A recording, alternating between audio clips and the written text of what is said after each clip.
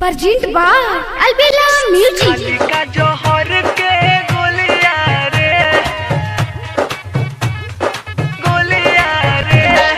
DJ Kanchan Raj ऊपर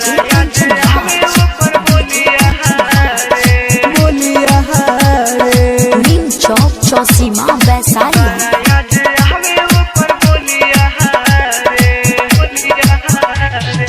खाली का जोहर के गोलिया रे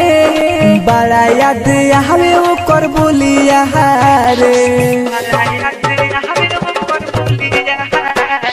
खाली का जोहर के गोलिया रे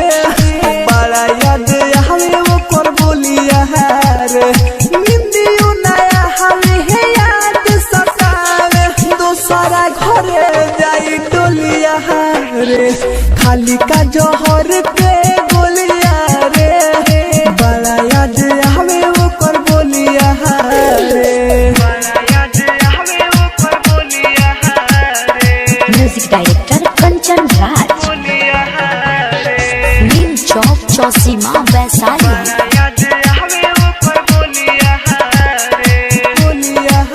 धरती के कवनो कोना में जाई है याद आई तो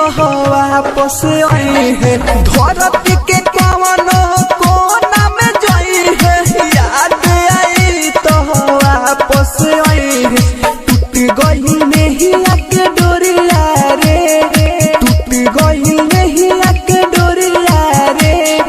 बड़ा याद हवे वो कर बोलिया रे खाली का जोहर के गोलिया रे बड़ा याद हवे वो कर बोलिया रे डीजे कंचन राज